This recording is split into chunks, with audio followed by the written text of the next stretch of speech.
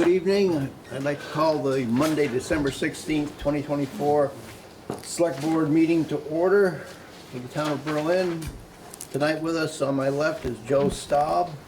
On my right is Tor Nelson, who is also acting administrator, and Carla Nuizel, who is also is Callie Streeter, town treasurer. Any changes to the agenda? Actually, before we get to that, we have a public hearing. Public hearing. Okay, the public hearing, well, actually, I don't go through a motion, but, public hearing, traffic ordinance updates. There are copies of the proposed ordinance on the check-in table, if you'd like, and they're also posted on the town website. These were about the limit of my PDFing ability, so please do take a copy. Proposed changes are highlighted in yellow, and there's a little orange explanatory box underneath it, so This is very good. I will just jump.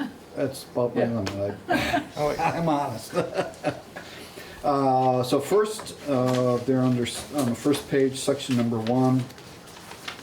We're going to uniformly identify the section numbers. We won't be switching between Roman and Arabic numerals, so we're changing section 1 to the Roman numeral 1, aka section I. So only change on the first page. Second page.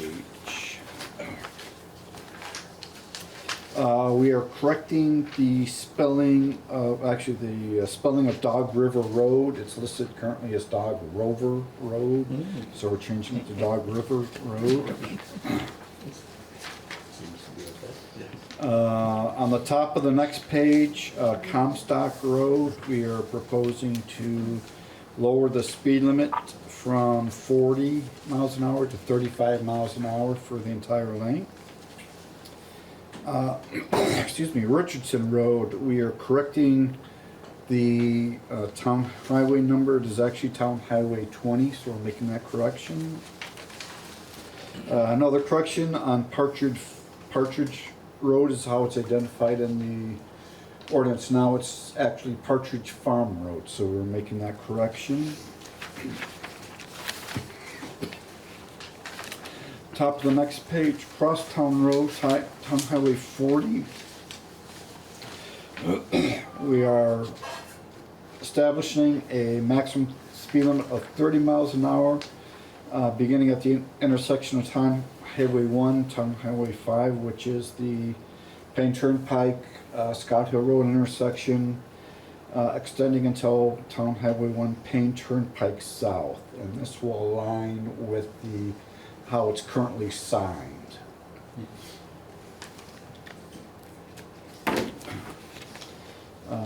The next page, Dodge Farm Road. This is a newly accepted road last spring. We're establishing it as Town Highway 83 and a maximum speed limit of 25 miles an hour on the entire length of that road, which is a residential road. Continuing down to section 5, here again we're re-identifying that as section V, the Roman numeral 5. Top of the next page, adding a stop sign, Town Highway 23, entering Town Highway 25. This is Goodnow Road, entering Marvin Road. And this stop sign was required by the zoning permit for the new auto dealership.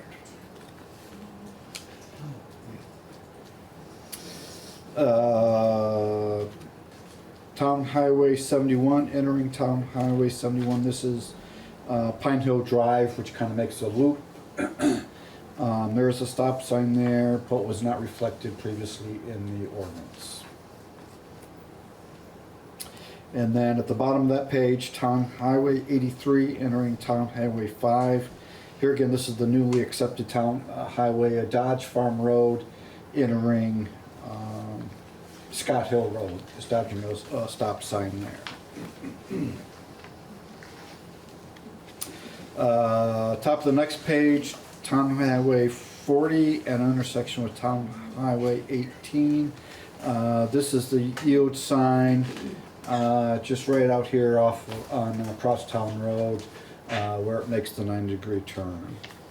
And here again, that stop sign is an existing stop sign, not yet stop sign, yield sign that was not reflected in the ordinance previously. Moving down into parking regulations, adding a new parking restriction on traveled portion of any paved or gravel town highway. We're seeing a lot of instances, especially this winter, where cars are parked on the town highways, creating a safety hazard with the plows trying to get around it. Then at the bottom of that page, eliminating parking within 50 feet of an intersection, increased from 15. And the next page, about a third of the way down, restricting parking on any turnaround needed for town highway department operations. This is needed so the snow plows can turn around. Moving down into the fines, we are increasing the fines for parking in a handicap zone, a fire lane, and blocking a fire hydrant to $150. And then on the next page, it's just updating the the dates of the adoption of the ordinance. So, open the floor for any comments or discussion. Just ask that you please identify yourself before you speak. No one, no comments? No comments? Tim? No, I don't. Oh, just trying to make Offering me... Jeff a seat if he wanted. Okay. This is participating by phone, and that sounds wonderful. Thank you. Hi, Paul. Hi, Bob. Have to update Evening. the attendance. Hearing no other comments, move to close the public hearing on traffic ordinance updates. Second. I can't make the motion. Oh, sorry, so moved. I'll second that. Any further In discussion? my own little world here. Those in favor? Aye. Aye. The hearing is closed, and we now move to additions or changes to the agenda tour. I don't have any. Any public comment? Hearing Quiet none. group tonight. Hearing none. Washington County Unified School District. So I'm Stephen Dellinger Pate. I'm the superintendent of Washington Central. Yep. And one of our board members was supposed to be here, Keely, who is a resident of Berlin. I'm a resident of Barrytown. But she was going to be here to just ask of the board if you could approve that. We would really appreciate it so we can get ballots out to folks for the school budget this year. So, Any other towns not approve it? so far Middlesex hasn't approved it. The other towns have. Yeah, had Middlesex turned it down, it just hadn't come before them yet. They did turn it down. We understand that they're gonna take it back up at the next meeting is what I was told. I can't guarantee that, but that's what I was told. So what is it with, it needs to be 100%? Yeah, all 5 towns need to approve that for us to And be able to that's- mail it. That's because the district made that, or Because is it the state? so because we're the municipality that encompasses all 5 towns, for educational purposes, all 5 towns have to agree for that. And that's the state regulations on that. Are the other districts still doing it? Do you know? In the state? Yeah. Yes, there are, I mean, it's not every, but other districts are still doing it in the state. But sorry, I don't know which ones. Yeah, no, that's fine. Yeah. In your packet on the back is a listing prepared by the town clerk of how many voted by absentee and how many voted in person. And as you can see with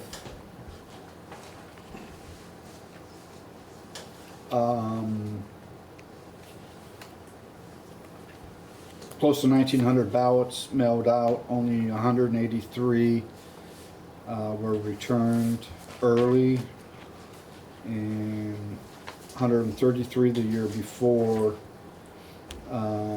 So it's an incredible expense for the school district to be making at a time when they don't have the funds available for the extremely limited return of investment that they're getting from that. Also, it created a large amount of confusion for the election workers last year. I was sitting in the office all day for the election, and a lot of time was spent trying to verify if people had previously turned in a ballot or needing to ballot now, and the town clerk basically said it was, it was a pain, to paraphrase her. Well, my conversation, with the clerk is, it led to some confusion on if there was anything else they needed to vote on. So if they got the ballot from the school district in the mail, they may or may not even come in or request a ballot from the town. So, adds to the confusion. So we don't mail the ballots, the town does not mail the other ballot, because I got my If they ballots were- without asking last time. Is that because it was the presidential election? Yes. Correct. I mean, you can request. No, I understand, I Okay. just wasn't sure, because I knew I got it last time, so I didn't know if we were still mailing them out as well. Can you, Does anybody there's no way to take in count how many ballots were mailed out, filled out, then brought in? Correct. But it don't matter if they're gonna come here in person Yeah. It's anyway. Save the money. Because our schools are in a money crunch this year. How much does it cost as to mail we've all ballots? seen. I don't know. But they're at a point where they need to save every penny they can get. We look at the tax increases we had due to the education funding. It was not on the town side of the tax increases. Nobody's happy with that tax increase. And I think the school district really needs to tighten their budget, sharpen their pencils anywhere they can get. Start small, the pennies will add up. I'm gonna make the motion that we not approve of mailing the ballots to everybody. Do we hear a second? I'll second. Any further discussion? All those in favor? Aye. Motion carries.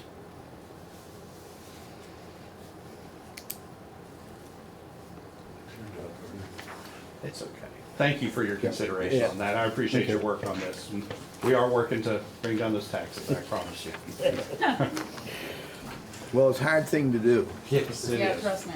But we do understand the challenge.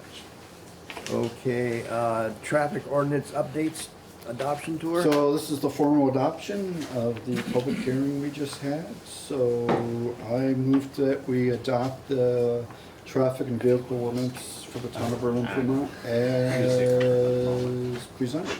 I'll second. Any further discussion? Those in favor? Aye. Aye. Aye. Okay, Planning Commission ice rink financing options update? So the planning commission requested this be put on the agenda for tonight, so I don't know who wants to lead off on that. It would be nice if I wanted to give a public comment on this, but I couldn't turn on the microphone or the video. So if I could have 45 seconds, I'd like to say something before you get into Go it. ahead, Brett. Okay. Well, I disagree with Mr. Emerson on we have not built this solar covered ice rink. So how can it be a current operating expense? Under his logic, the town could have voted to spend $500,000 on any project, and after the fact, without additional residents' approval, the selectmen could commit to spending $500 million on it. It doesn't make sense. In the second half of Mr. Emerson's letter, he refers to 24 VSA 4511, talking about alternative financing arrangements. Section 4551 is the definition section of the Vermont Bond Bank. Doesn't say anything about alternative financing, so I'm unclear as in what he's trying to refer to. Even if I were to agree with Mr. Emerson on how we can essentially spend whatever we want, remember, this is a non-necessity. A solar-covered ice rink is not a fire station, it's not a road, it's not a hospital, it's not something the residents need, it's a frivolity. A frivolity that I believe I've shown will cost more than the vendor says it will generate less energy than the vendor says it will, ultimately costing the taxpayers more than what was promised and initially voted on. And then Mr. Snow asserts that there's a clear mandate to complete this project no matter what the cost because 60% of those who voted approved it. Well, that may be 60% of the people that voted in an election, but what's the percentage of the registered voters that voted that year? I don't know. I'm assuming this vote occurred on a non-presidential, non-gubernatorial election year, and maybe only 20% of the residents voted or bothered to vote. That would not constitute a clear majority of the tax-paying residents, especially if it appears that what they were told they were voting for is now costing a lot more. There shouldn't be anything wrong with letting the public vote on this again. We shouldn't be afraid of anything. I just hope you consider my comments when you continue on with this topic. Thank you. Thank you, Brett. Any other comments? Yeah, I'm here in support of the ice rink. I'm a resident of Berlin, and I am the chair of the planning commission that was referenced earlier. This is a project that we've been in support of and working towards. We did a lot of the legwork of getting out the vote to get people to support this project. I think that the voters, as was mentioned, and I appreciate you bringing that up, the 60% approval rate for this project by those who voted for it and turned out for it. I know that sounds like part of the discussion is around whether or not to actually spend the funds that were approved or that seem to be able to be approved by the bond bank. I know that Tom has been working incredibly hard on this to figure out how we can utilize the revenue from the solar panels to help offset the costs of the panels itself, and it sounds like they might be paying for themselves over a period of time, which will be without as much of a burden on the tax base. Personally, as a father of a young toddler, I am always looking for things in my town and in Berlin to help our family feel connected to where we live. As we all know, as of right now, Berlin really shoulders a lot of the necessities that have been brought up for this entire region, right? We house a lot of the major shopping, we house the major medical centers, we house obviously our local schools, and we want to make sure that we're also housing these things that make Berlin a place for the people that live here. And I think maybe putting a focus on something like this ice rink, something that's a positive for the community, where we're attracting young people and younger families, is really an investment back into the community. Again, this is something that I feel like our neighbors have already voted for and in support of. It seems like there's a pretty good plan for this to move forward. I'm personally incredibly excited about it. I know that my family and the folks on my street, even though they're not here because they're doing other things, they are absolutely excited about some of the positive things that we're bringing to Berlin to make us feel a bit more like a community.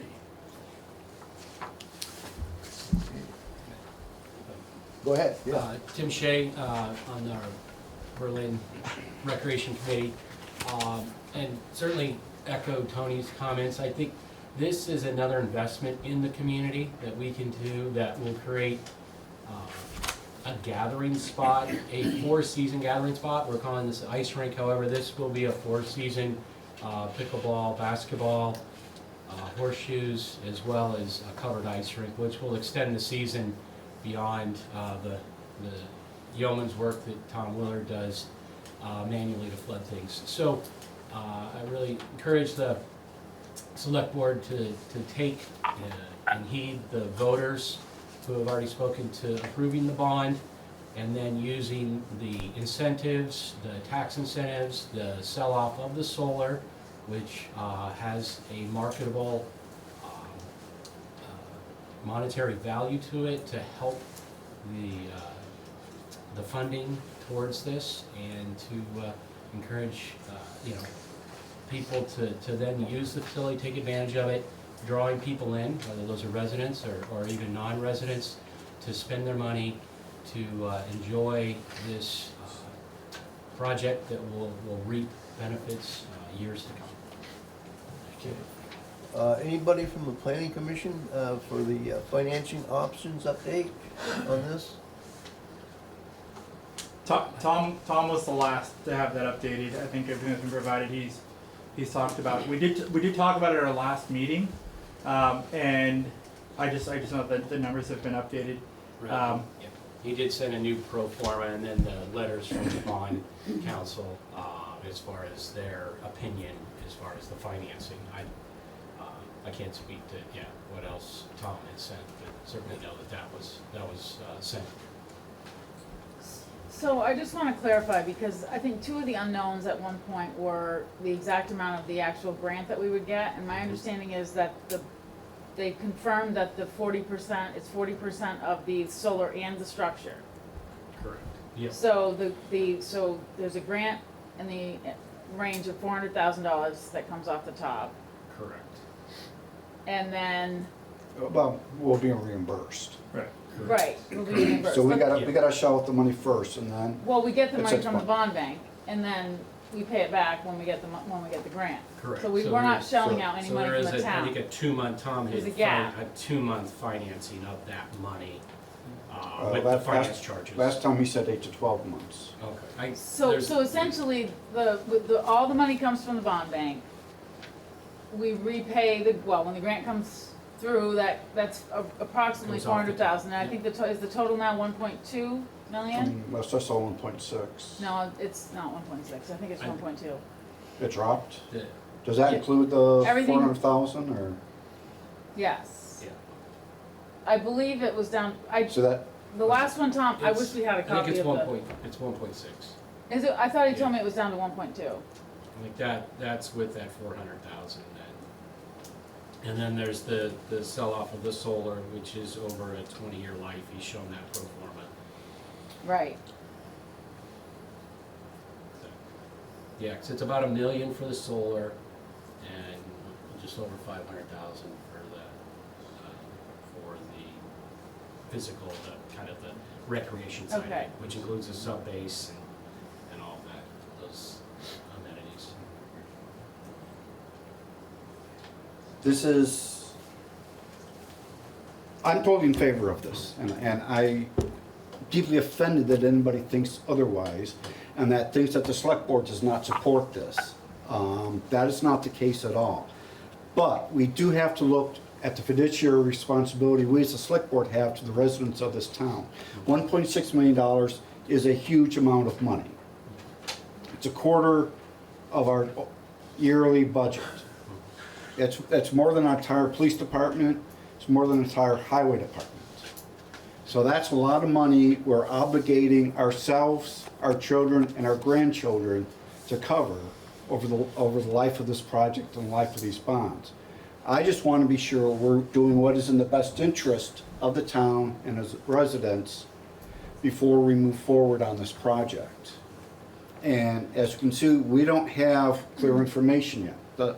Nobody knows what the numbers are going to be. They've doubled from when we went to the voter approval just a year ago.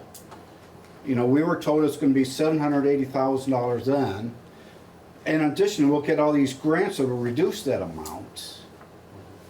And now we're basically being asked, you know, to trust in pixie dust to finance this thing, which hence is the Tinkerbell logo on the menu. We do not have voter approval to proceed with this project. We have voter approval to borrow just under $780,000. And not even a requirement that we go forward on that borrowing. We clearly said a year ago, it is not a commitment that we have to issue these bonds. It is just authority to issue them, and it's not authority to spend the money. And if I the, don't understand that. that's, How well, is it not authority to spend it? where does it say in the article? It Well, said what we is- have the authority to borrow money. Doesn't say anything about spending money. That's how we always do them, isn't it? We always spend them. I'm confused by that. But we're spending double the amount that the authority Well, was for. that's And that's what I'm getting But I at, don't is that understand that we have the why authority. do we not, what is the concern and almost a paranoia of going back to the voters and giving them the say to spend their money for the next 30 years? That's all I'm asking for. I think, my opinion was based on what the bond bank said, and the fact that it was a legitimate, We're splitting up a major purchase into 3 separate lines of credit, which in the federal government is a huge no-no. You can't split your money up 3 different ways to get around spending limits. We've got a $780,000 credit card that we're wanting to spend on a $1.6 million project.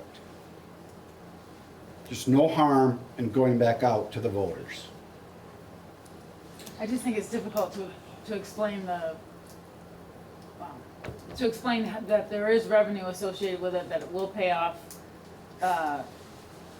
Portion of a portion of it. I just think it's, and I agree with Tony that it might be somewhat confusing that we're going back again and asking, and we don't. I would add that there's a little bit of fatigue that occurs for us who've been really doing a lot of the legwork in promoting these projects and talking with our colleagues, talking with our neighbors, and trying to ask them to come back again and again and again to support these things. We had, I really wish Tom was here because he's the one who's most, I think, familiar with the numbers. But I'm really concerned that, you know, that if we go back and ask this again and again, that it's going to be confusing after a bit, that maybe it will lose steam over time. And quite frankly, we've been having some amazing participation from both the rec. I've been super impressed with the folks of the rec committee, as well as the other members of the planning commission who have been really gung-ho and pushing this and trying to get out the vote, which we were, you know, quite successful with. My curiosity would be around if we had to do another vote, that if the select board would be the ones willing to fund sort of the ad campaign that we did with it last time coming from the We planning funded commission. the last campaign. But I am concerned about folks feeling fatigued about this, about putting in a lot of work and effort just to go back and ask again for it to possibly either fail or to be approved again. But I don't want to lose the excitement from the folks who have been coming up and doing the work on this for this project or for any future projects. Well, quite honestly, the initial bond vote was probably premature. We put it out, you know, it was put out for 780,000 or just under 780,000, and that was not nearly enough that we needed to make. Plus we were led down that we're going to have all these grants paid for it, and those grants never materialized either. Well, I think it's simpler than this. Sure, I understand the select board supports it. It seems to me this simple. Last March, the voters approved the expenditure from general funds of $775,000 maximum or less for the That's not what it said. Well, I can look at it, but that's my understanding. The voters approved the expenditure of $775,000 Nothing was said about expenditures. It was borrowing authority. So I'm trying to simplify this. I'm not an attorney. My impression was that the voters did approve the use, if it's not, expenditure is the wrong word, of $775,000 of residents' money for this particular project, and to go back and ask the voters to vote again, to me, sounds confusing, because we're not going back, we're not going back and ask them for more money. You're asking for more money then. No, I'm not from, you're not gonna budget more than $775,000. We're gonna budget 1.6 million, because we gotta write that check to the construction companies and to Sun Common and everybody else from the engineering and the construction. We're gonna get money in return from the bond The bank bond to bank's gonna support give you the that. money, you're gonna write those checks, and then you're gonna pay the bond bank back over a period of 20 years. Correct. So let me tell you what, if you come back with a project that was $780,000, I think we're good to go. But you've now doubled the amount that this project's gonna cost without the appropriate bonding authority. You're asking us to borrow money without I the have to authority go from the with, voters. when the attorneys of the town's bond council and the bond bank council say that it's okay to do it, I That trust, just because it's legal doesn't mean it's right. well, It's the Illegal is just a sick bird, so, you know, I'm trying to look out for the voters. Just because it's legal, and this is a new statutory thing, I don't know how often it's even been tried, let alone know if it's gonna pass any type of, you know, court muster or anything. well, it would confuse me if I had to go vote again for something that I thought I voted for last March.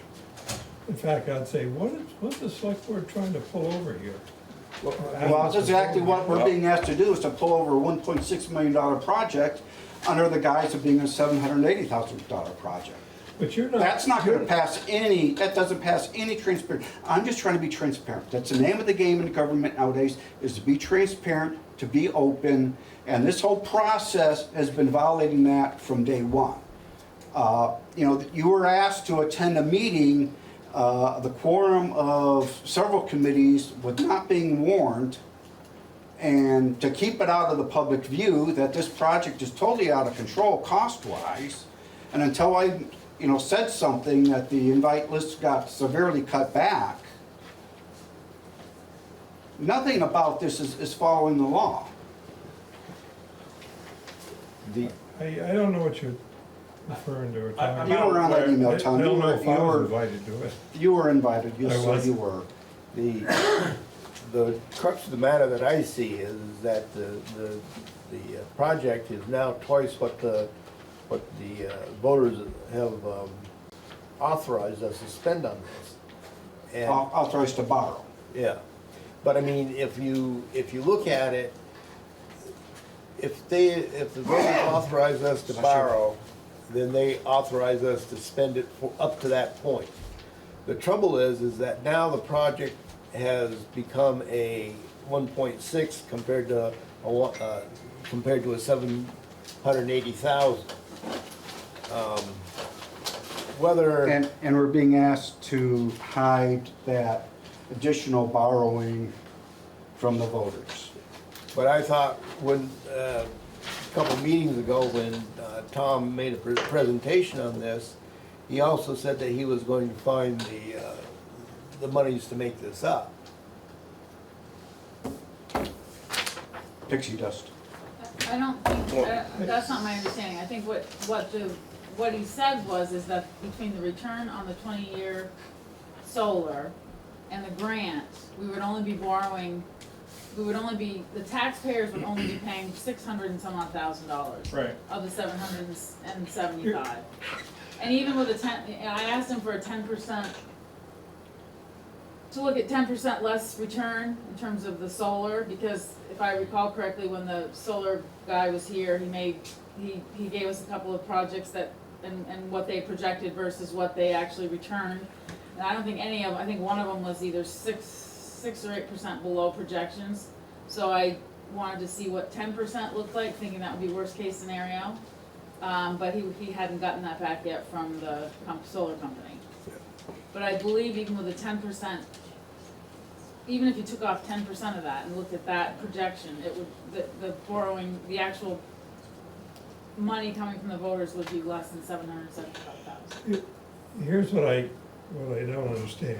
I'm reading Article 5 from last March. It says, shall general obligation bonds or notes of the town of Berlin payable from revenues derived from the town's general fund in an amount not to exceed $775,000. And that's still the case.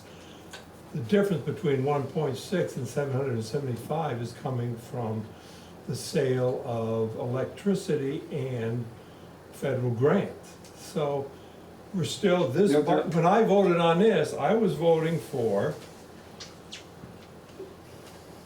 general obligation bonds of the town of Berlin payable from revenues derived from the town's general fund, an amount not to exceed $775,000. That's what I thought I was voting on, because that's what it says. I wasn't voting on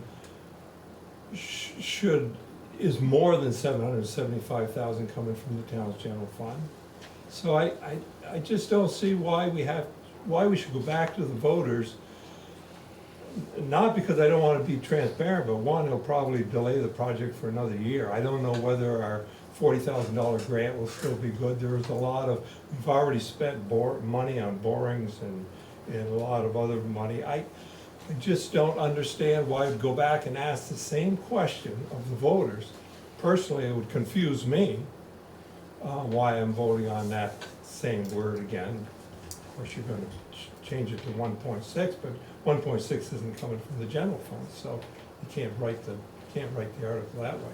So it just sounds so simple to me that we have $775,000 that the town voters have approved, and there are provisions to revote if people want to petition to do it, but you know, that's already been, that's on the books, and we're not asking for any more. So how do we get the rest of that $1.6 million?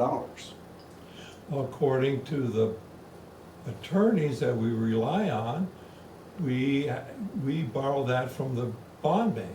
The bond bank issues bonds, which we can pay our vendors, people that, you know, put the gravel and dig the holes and put the beams up. So how do we do that without getting, we can't borrow without voter approval except for these specific instances? We can't $1.6 borrow more million. than $775,000 from the general fund, that's true, without an additional vote, I believe. But the bond council. Where's the rest of this money gonna come from then? My understanding is it's like financing a car. The solar panels are the collateral, and they're lending you the money based on that collateral. Right. Except our credit limit is $780,000. I don't see it that way, but you obviously are not Well, gonna. where do you see otherwise? Because that's how much money is gonna get paid, the project's gonna get paid What is the for. promissory note gonna say? Is it gonna say $780,000? Is it gonna say a combination of up to $1.6 million? But ultimately, the funding. It's not ultimate, we're not talking 20 years to 30 years down the road. We're talking about this summer, how are we gonna get this project built on $780,000? Obviously, that's not, the 700, forget it, I'm not gonna argue with you. The 1.6 million would be bonded. But we don't have authority to do $1.6 million in bonds. Well, I guess the bond council doesn't know what they're doing then, huh? The bond council is in position to issue bonds. No, our bond They're attorney. the bond bank. Put bank. Just like you walk into a car dealer, they're gonna say, what is it gonna take you to drive out if you're in a new car today? That's the purpose of the bond bank, is to issue bonds. These bonds may not be in our best interest. It's in their interest to issue bonds. Okay, so the bond council's not gonna give a true opinion to the town? They're gonna say what they need to say to get this bond issued. Well, I don't believe that, I'm for transparency, but I just believe that the money that we're actually spending from the general fund is the money that was allocated. In 30 years from now, that's what it will be. Well, we got to spend this money now. So in the letter from the bond, or I believe this is the bond bank's attorneys that was sent out by Tom. It says that we would only be getting $775,000 from the bond bank. I'm trying to recall, I feel really bad for not remembering this at the moment, but I know that there was a separate form, and I don't know if it was the solar company. Can you folks remember if there's a solar company or how we're doing that as far as the solar panel and the covering. And then the sale of the energy from that was going to pay back that part of the expenditures. Over 30 years, Right. I think it was 20. 20 years, but they're not gonna pay us up in 30-year front. life on a 20-year, no. But regardless, I don't think there's any request for anything more than the $775,000 from the bonding, which is what we've had voters vote on, and what we are asking for. I mean, we're still essentially financing it, it's just being Right. financed in a different way, so we would be borrowing $1.6 million. Right. But the return on the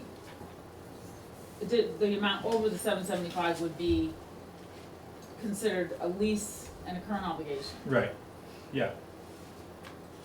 I mean, it still has to be appropriated every year, the payment still has to be appropriated every year and put into the budget and approved. Which is offset by the revenue of the solar. There's a ballot box on, you see what that says? On the, it Try says multi try. speaker. Do it? Try multi-speaker. It's,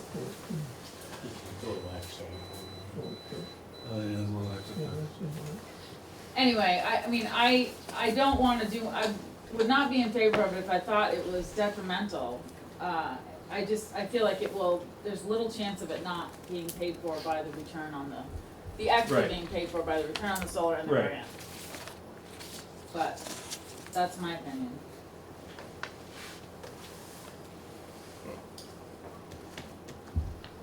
So here's a question.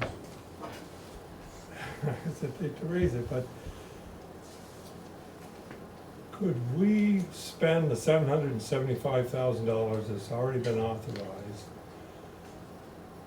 to do the excavation, to do the grade work, to bring in the stone, to do the drainage, to do the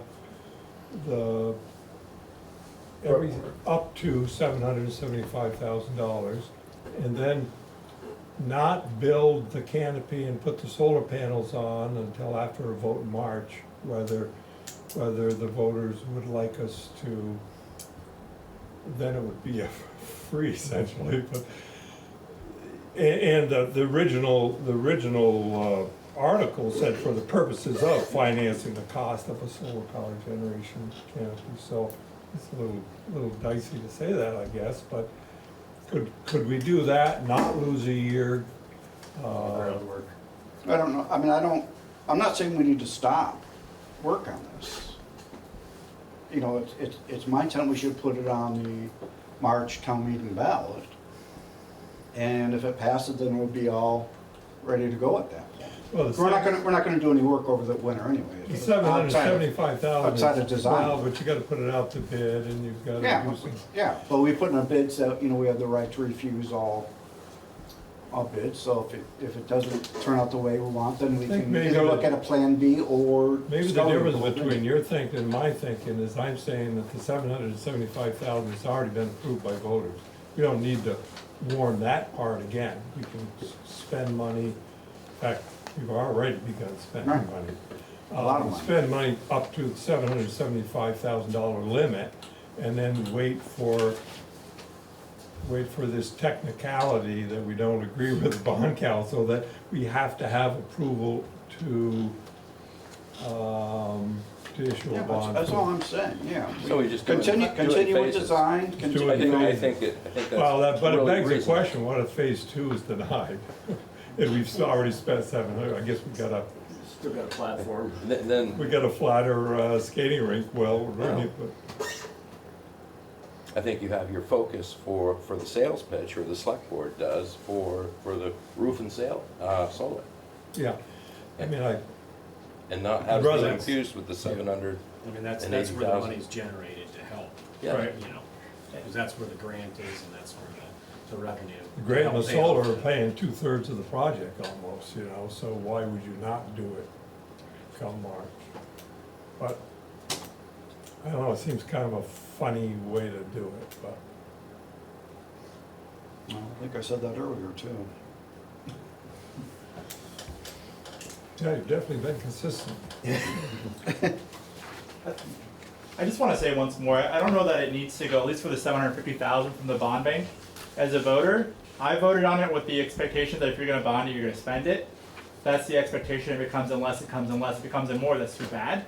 But the idea of asking to spend money that we've already given approval for bonding, I think is just incredibly confusing. I don't think that's what he's asking. He's asking for the additional For- money, not the money that's already been voted. But from my understanding, the additional money doesn't need to be bonded, right?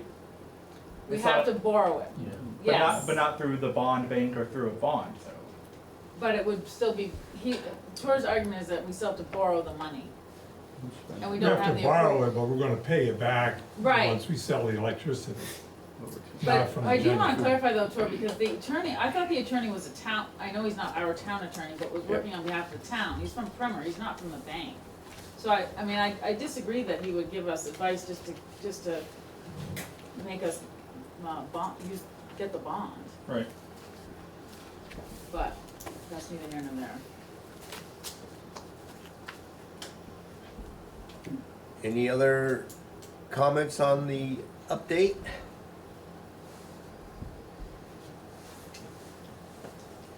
More to come.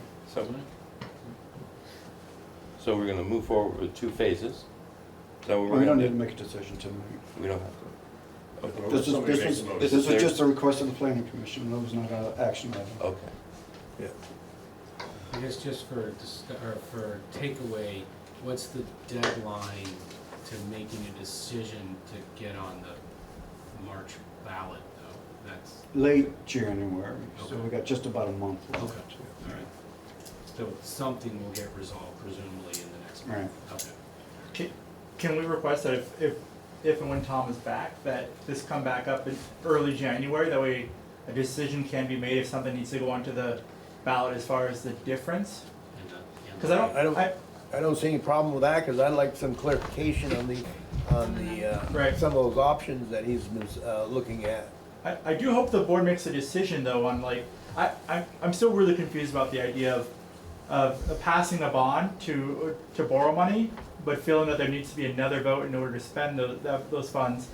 I hope the board makes that decision ahead of time, or comes to an agreement about that if you're gonna put out a vote for a bond and it passes, that it should be the assumption that you could spend it. Cause that, But we very clearly said last year in the meetings leading up to the vote, that this was not a requirement that we spend the money. right, This was just authorization to look at the bonds. And we even said, if the terms of the bonds do not come back favorable, we're under no obligation to move forward on it. Except that. So we're very clear on the outfront in the that this was not the final. yeah, but the difference is that, I just wanna make sure that the difference is that you're never under obligation to spend funds, but that you do have the authority and can spend it through that vote. You've already been given permission to spend the funding for that. And it's not that we then need to go back in order to spend it after we've already gotten approval from the voters to borrow it. No, it's just about getting the numbers Right, accurate. yeah, exactly, yeah. But I'm just saying that, so the authority is already there to spend it. You don't need additional approval to spend it. I don't believe so, I think it's just that No. it's just the discretion of if it's the right thing to do. But yes, no, we don't need town approval to borrow or spend that $775,000. I think the real worry that Tor is expressing is, where's the other $825,000 come from? And I know that they had said that you can get it back, some of it back in the solar panels, but it'd be the return of the solar panels. Will it be enough And the to pay grants. the, Yeah.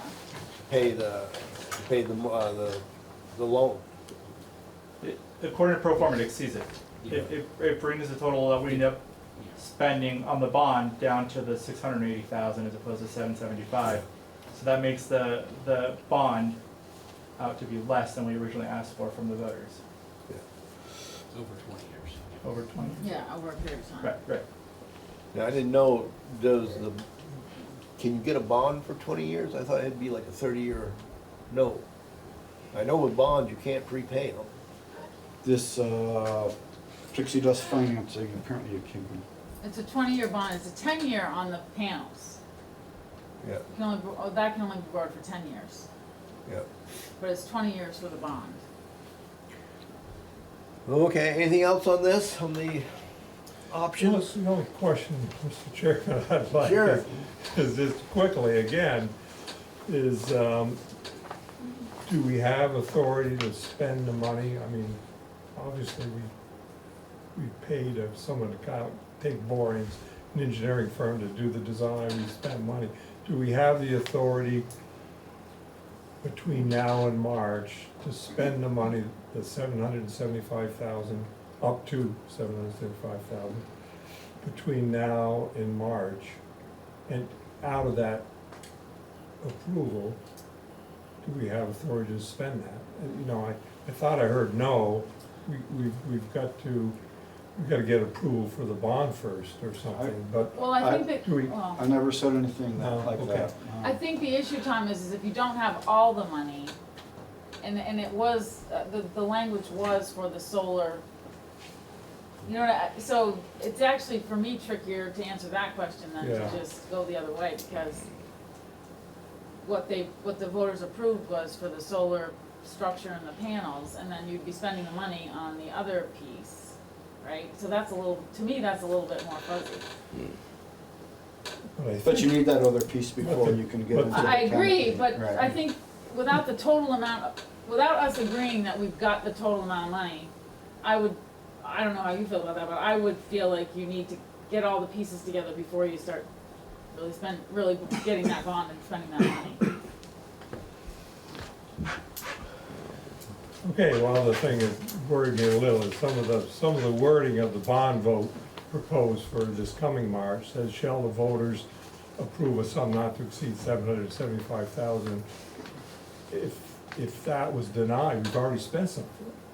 Yeah. Based upon the I authority think from Wi-Fi, so I think so the language should be,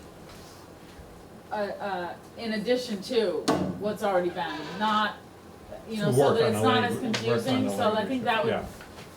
That you would might wanna fix- start that would thinking fix about that kind of yeah. language, because I think if you said, you know, in addition to the 775,000 already approved, Yeah, that would solve my concern there.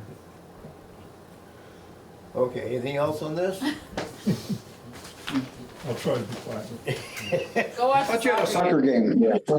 Everybody's gotta go. Okay, we got time left. Okay, policy on private companies parking on town property. So, we had a discussion on this at the last meeting, but Joe and Flo were not there for it, so we, Joe's here, Brad. Brad, you two look the same, so. No comment, huh? He paid you a compliment. So, Mr. Bingham, do you kind of want to? Yeah, my name's Tim Bingham. I live down the road here. And I've mentioned it a couple of times, but I consider this a residential historic area, Berlin Corners. As you come past Maple Fields, you know, you get to the mobile homes, and then it's residential down Scott Hill. It's cemetery on the left, it's houses. And when you come back, you turn down across town road, it's houses, houses, houses. You turn on a shed road, and now we've got this complex with all that goes on here, which is wonderful, you know? And we're gonna have more going on here with this hockey rink and pickleball and stuff. But over the years, I've lived here 8 years, I don't know why, but we seem to be like, oh, free rent over here, stay in our place, you know? So we've had a variety of companies, from lines painting companies, we're here a couple of years. Then we had Winterset Construction was here for 3 years with a trailer, a office trailer, and electricity, and propane, and porta-johns. I mean, they lived out there for 3 years. And they were doing, what did they do for us? Nothing, except that little dead-end road out there called Shed Road, or 108 Shed Road, it's a really busy dead-end road, man. And it's skinny. And my house is 11 feet from the edge of it. Why can't we ask industrial companies, trucking companies, painting companies to locate themselves where or zone it? We want them in an industrial park, do we not? I don't want these trucks in residential areas. And I'm just at a loss as to, over the years I thought, oh, that's a one and done, they won't. And then it comes Winterset and they stay 3 years. And then comes this Lucas Tree Company. There were so many private companies out there one time, Lucas Tree was parked outside the fence. So, guys, there's room up in the industrial park. I think that's where they belong. And I'm asking that we put them up there. There's gonna be plenty more traffic coming. But it's good traffic. It's gonna be cars, it's gonna be recreation, which is good. And yeah, sure, it's gonna be more cars around my house. But it's not gonna be those friggin' 100,000-pound tractor trailers. Or all the associated employee cars. Because everybody that comes in, guess what? They gotta go right back out. So it's a very busy road. I knew it was when I bought my house. What I did not count on was private companies squatting on our property for free. So, I don't care if they pay rent. I don't want them here personally. And I don't think my neighbors do either. They belong in the industrial park. Thank you. Have you been able to find any policies on this from other towns? No, but, to support Tim's argument, a strict reading of our charter, requires a townwide vote again. Seems to be my favorite term tonight. To lease out town property to, external entities. So, I would assume that was never done, even though it's not a formal lease, a written lease with formal consideration on both sides. I think, somebody could challenge us on that we did not follow that procedure.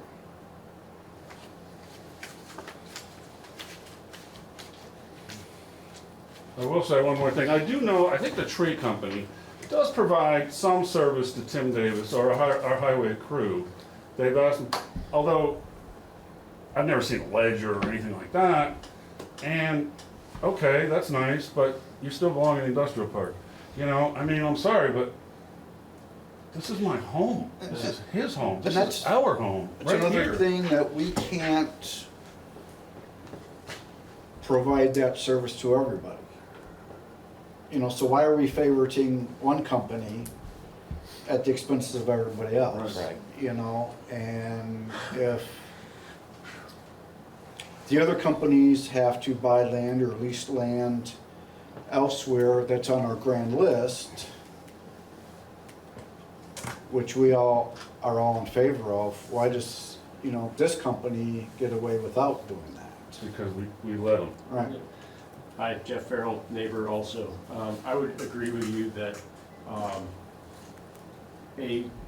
just because they're not handing over money for staying on the property, it is still a lease that has been executed by a town employee with the tree company for service in kind. That it's not if he's not an officer of this council, then he should not have the authority to make lease agreements with outside entities. So. Good one. So, have a chat with Tim and there's no more parking, or what do you want to do here? I await the board's decision. Joe? I see it could very well turn into a liability as well. With anything that could happen out on that side or on town property, it could come back to bite us. I would probably suggest having a conversation first with Tim, and then having the conversation with the company. And not put Tim, I don't know, maybe not put Tim in that middle. I mean, we had some language last time that we looked at. I don't think it's in here, but, I don't know if we need to have a formal policy. If we do, I would just recommend that we change it to say, Well, I mean, realistically, we have to follow the charter. right, so maybe we don't need a policy. Yeah, it's already there. So, yeah, I mean, I think that's good, just deal with what's there now, and then don't do it anymore. Consensus on that? Flo?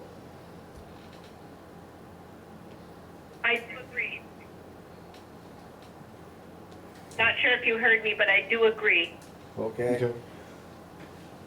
We heard you. Anything else on that tour? No? Okay. Fire department merger update? Okay. The first item, so Pete's still here? Pete had a discussion with the town attorney. A few weeks ago before the last. Yeah, recognition of the vote, is that how it was put, or? So, the transition was voted in favor of by the people, and now the select board has to formalize, it's really just a process, you're gonna formalize that vote, or the results of the vote by recognizing the approved vote and accepting the new municipality, the new department into the Berlin municipality. So I move to recognize the vote on November 5th, 6th? 5th. And formally form the Berlin Municipal Fire Department. Second. Any further discussion? Hearing none, those in favor? Aye. Aye. Okay, motion passes. I see you have some other highlights here. Fire chief position description, possible adoption. So we passed around the draft position description that the committee under Janet's still here, developed. We discussed it at the last meeting, and hopefully everybody's had a chance to thoroughly review this and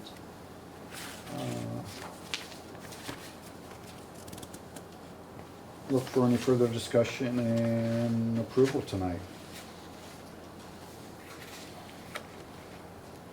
Any comments, Joe? I think there was some discussion, Tua and myself, we were talking about the Fire 1 certification. You were thinking maybe Fire 2 should probably be more appropriate, but that's probably it. So just from the last meeting, there was concerns that this current description only allows for an internal candidate. And I having attended the meeting, I think the thought process, the meeting of this, the committee, I think the thought process was that this is still a volunteer position. It's we want to get this transition happening. I wasn't certain that anyone from outside would, it to me seemed unlikely that, it's not a paid position yet, so it seemed unlikely that someone from outside would come and apply. But having said that, there was some concern brought forward about that requirement, so I would certainly be willing to remove that if that's a big concern, because we're still gonna interview and select the best candidate. So I mean, that was the one thing that stood out for me from the last meeting, was that requirement of 2 years, the previous 2 years having been active with the Berlin Fire Department. I concur on that, Carla. I wasn't at the last meeting, but that did concern me, that requirement. Basically, as you just stated it, quite honestly, I think it is important to have the potential that there could be other people interested, whether or not we know that they are or are not. I just think it, in essence, pigeonholes it if we keep that language in there as written. It's something to think about, per se. And my concern, frankly, was also just with the idea that we want transition to be smooth, we want we don't wanna discourage any of the current volunteers. We don't wanna cause anybody to leave because they're, you know, not happy with an outside person coming in, so I was okay with it. But on the other hand, if we, I mean, I think I would be willing to remove it and see what we come up with, and we were gonna have, I mean, obviously the interviews would, you know, you're gonna choose whoever is best for the department, so it could, you know, could be somebody internal, could be somebody external, that would be decided through the selection process. I think that the individual should have experience with the department. The one above, yeah. Does it need to be The previous, immediate yeah. experience? Now, who was the guy?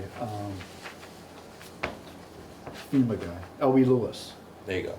Yeah. I'm not saying he wanted to, but if he wanted, you know, he was a longtime To come member. back. If he wanted to come back, this would prevent that. Do we want to open it up to somebody like that? I don't know if we do, I don't know that we don't.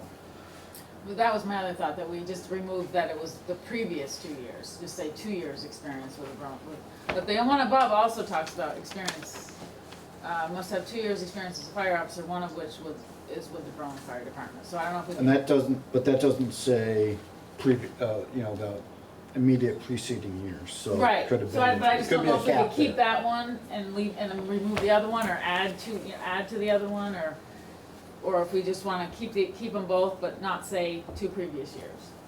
Just say 2. Years. Well, I mean, at the March vote, not the March vote, when the vote was for this merger, I was under the, I don't know, I was under the impression that we were gonna transfer the fire department under the town, but the fire department was gonna stay as it was, as far as the leadership went. Now, having said that, after this is done, the merger's complete and everything, then it's gonna be up to the select board to hire, with recommendation from the fire department, their next chief. That's what we're doing, right. Yeah. Well, depending on if we want recommendation from the fire department or not, but it would be the select board. It would have to be the hiring Appointed. agency, yeah. Right. The select board is the new governing body of the fire department. It used to be a private corporation, now it's the select board. And just a little further on this job description, I think my thought, and I think the committee's thought was that if this moved to a paid position, we would reevaluate Yeah, all We of this. need to rewrite this. Right. Yes. because But then for it's now, that we're point. trying to keep it as similar, as sort it of is. started with the bylaws, and then I think Matt added a few things that came from some of those other descriptions, but it's basically the current description.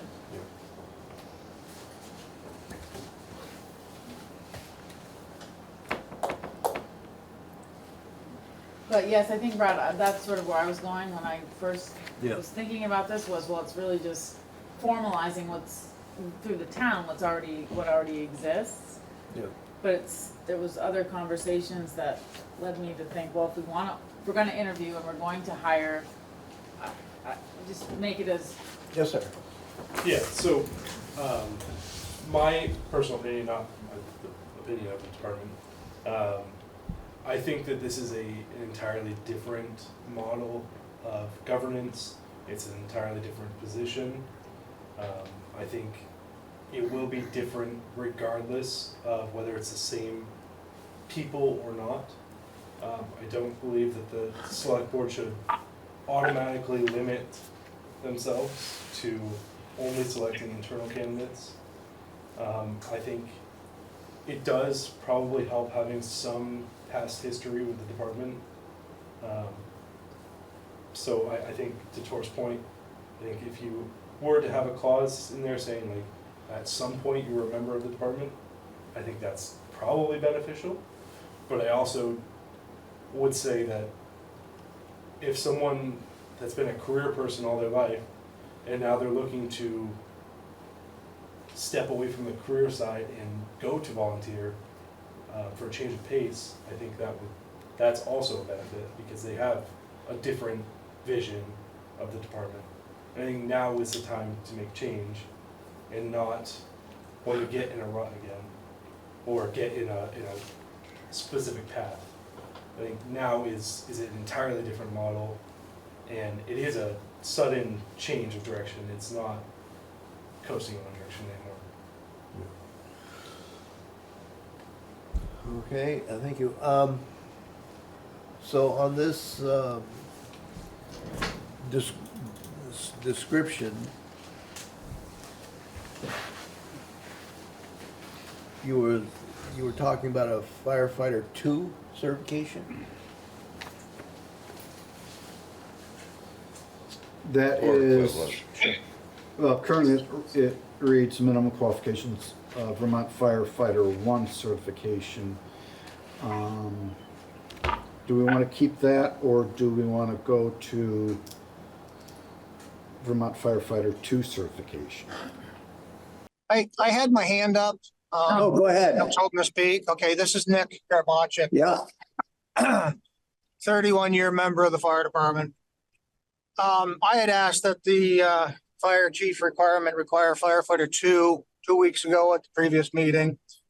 The firefighter 2 requirement includes is a good requirement for a fire chief position because people going through the firefighter 2 training, it requires that firefighter to be knowledgeable of sprinkler systems, knowledgeable of alarm panel systems, knowledgeable of building construction, building tree planning, fire pre-planning, dealing with propane gases, flammable gases, more in depth with hazardous materials and operating and handling that, as well as more in depth with incident command and being in charge of incidents and understanding the incident command structure. So I was pushing for that Fire 2 requirement, and I highly recommend it. I also agree with Brian Barr on opening it up and eliminating the requirement for it to be a past Berlin Fire Department candidate, because I do think that this is an opportunity to open the door for other area residents or other area candidates that might have interest in this position. I think this is a very professional position that should be regarded in a very similar fashion as your police chief. This position should be a position of knowledge and integrity, but also the ability to understand the fire service side of things, and as well as a position of dealing with personnel and personnel issues.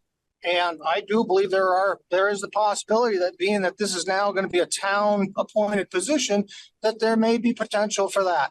I believe you have potential for a person who may have grant writing skills and knowledge of the grants and things of that nature, and somebody who is potentially very already familiar with,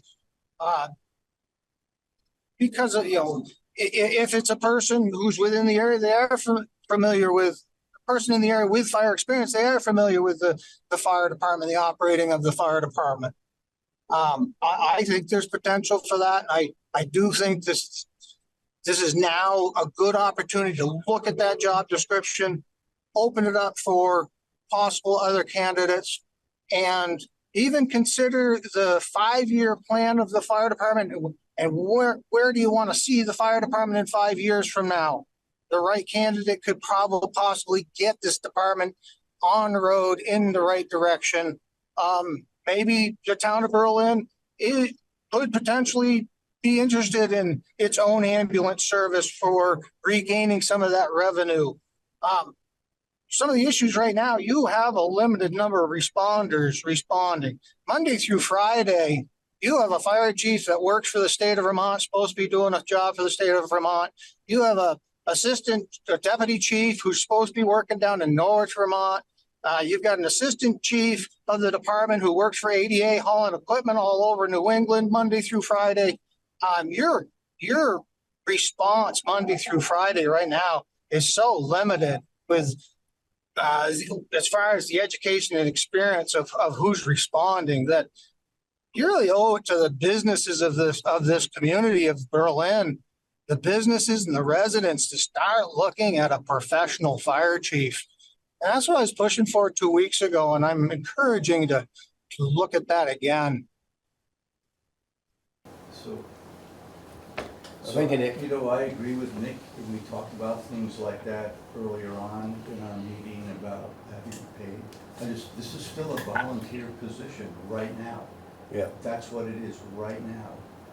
And so I don't think you're gonna get all that on a volunteer basis. And we need to move it forward first to turn Yes. it into the established Berlin Municipal Fire Department. And I think by writing that off, I think by not opening it up, you're not giving the town the opportunity for that. And you don't know unless you write the position and open it up to the public, to the public with the right credentials. Okay, Nick. Can we please control Yeah. the talking, and the interrupting, please? So can I just run a needle through this? Sure. So we had a steering committee that we were there about a year, and shortly before the election ballot language date, Ryan came in, we hadn't got a vote from the fire department yet. Ryan came in and said, look, we ought to simplify this, and just, what we'll do is we'll transition the corporate fire department to a municipal department, and that's all. The committee agreed. Ryan went back to the fire department, got a favorable vote from them, and basically, Brian's idea became, became the basis for the ballot language, which says, should the town of Berlin form a municipal fire department and acquire the assets and liabilities of the Berlin Volunteer Fire Department incorporated into the municipality? That's what we have permission to do. And we did talk about going broader and further and all that, but it just seemed to not be ready yet. So here we are. And as I say, I agree with Nick. The reason we're doing this is because Berlin is growing so quickly that the fire department's nobody's fault. It's, volunteerism across the nation is waning, and it's just not able to stay up with the growth rate of Berlin. And there's no doubt we're moving towards a paid fire department. Nobody's fooling anyone here. But right now, today, we have to get this department created within the municipality and functioning as, move the assets over and change the name and the license and all that sort of thing. And I think you need a chief to do that. And as we've spoken a couple of times, when it does become paid, that document, I think, will have to, the description? the hiring description, will have to be changed. I mean, it should look for that, go to Denver, Yes. go to Oregon, get somebody out there. The only thing I'm thinking here is that if we're gonna be hiring someone to But be. we're not yet.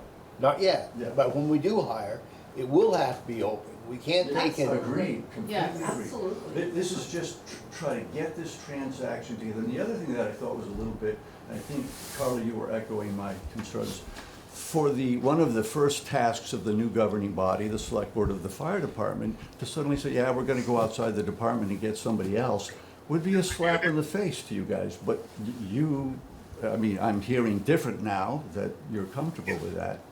So that's why I was thinking or agreed with going with in-house, because it was suggested we get recommendations from the fire department, the Berlin Fire Department. But if you guys are comfortable going outside for a volunteer, and again, I just lack the experience as to how that's gonna happen. I've got my hand up again. Yeah, just a minute, Nick. Wait, just a minute.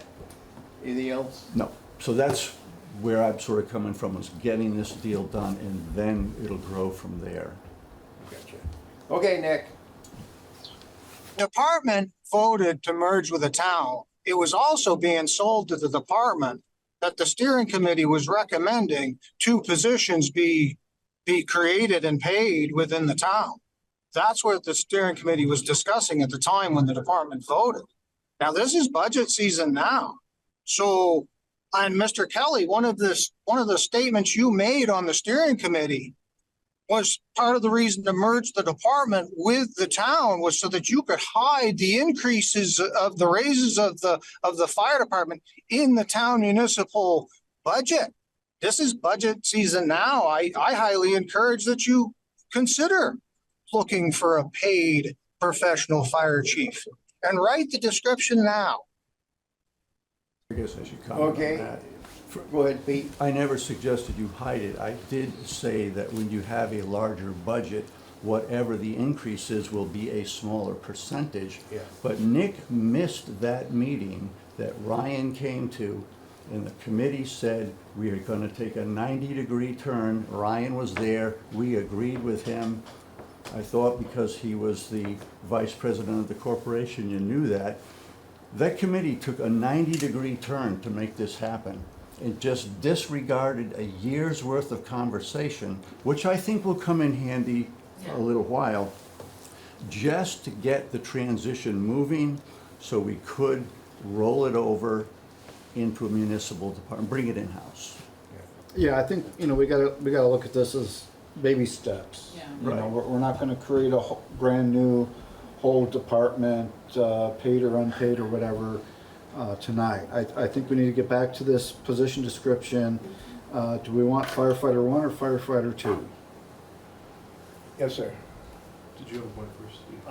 Yeah, right. Rod Series talking here. I was on the steering committee, and as a member of the fire department for many years, my goal was to make sure that this fire chief that's going to be now a town employee or town volunteer, maybe the wrong terms there, but wanted to be achievable by the members of the fire department.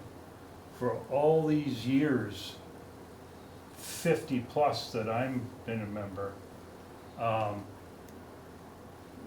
the select board and the townspeople never knew how a fire chief became. And here we are. We've made it 50 plus 60 years. And I understand where Nick's coming from. Maybe this is the time to say, hey, we want somebody from Denver or whoever. But right now, we are trying to get it established to have a volunteer fire chief under the guise of the town of Berlin. Right. Not the Berlin Volunteer Fire Department, Inc. And that's what we're looking at right now.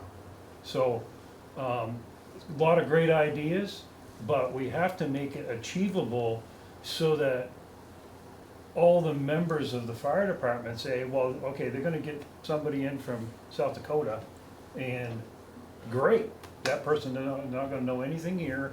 Maybe they can run a fire department, but what's the incentive? What's the incentive for somebody like Nick, or Joe, or Brian, or Ryan? You're following your stuff. We're changing your name today. Anyway, what's the goal for them? How can they achieve that? So that's what you have to kind of look at. You got members on the department that've been there for a long time, and so all of a sudden that can be thrown away. That's not a thing that you want to taste. I don't. I'm not even an active member. Just kind of talking out loud here. Thank you. Yes, sir. I have 3 very quick points, and I promise I'll make them quick. The first, going off of the paid idea, I think it was very clear at our public hearings that the intention was not to do that with this merger currently. I think if it happens in the future, I think that'll be a different topic for a different select board meeting, and we'll probably have public hearings on that as well. But I don't think that's a topic for right now, based on the public hearings and what the merger was or is. Second point, I think opening it up to outside resources with the idea that it will eventually likely become a paid position might be that incentive for someone else externally to want that position. So then they have their foot in the door, they have an idea of how it's run internally. And then my third point is this job description hasn't been circulated in the department unless you ask for it specifically. I think I would urge the select board to not take action on it tonight and give it 2 weeks or however long until the next select board meeting for it to circulate the department and allow for department members to give their input of who they would like to see as the chief and what qualifications they believe the chief should have. Well, right now, we're just worried about trying to figure out the title and the authority of the position.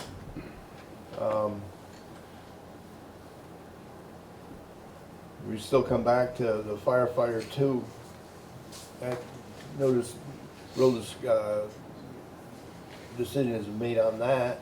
And I would also state that we don't circulate any of our position descriptions to the staff to input. We don't ask for the police officer to write the police chief or the highway crew to write the road superintendent's position description. This is our document. We are the ones that need to live with it. It's our decision to make, and we need to make that decision.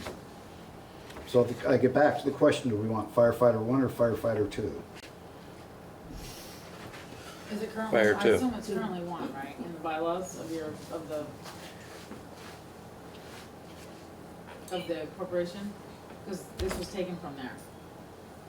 Yes. It's currently firefighter 2? 1. Could I ask another question? Yeah, go ahead, here, I see your hand. Is the police chief the town appointed director of emergency management? The person is, not by virtue of the position. Has the director of emergency management been included in any of these discussions? I don't know that he has or has not, and I don't know here again that that's germane to the discussion. Well, if you have a director of emergency management, who also is at a professional level of your current police chief, I think it may be wise to run this job description by him.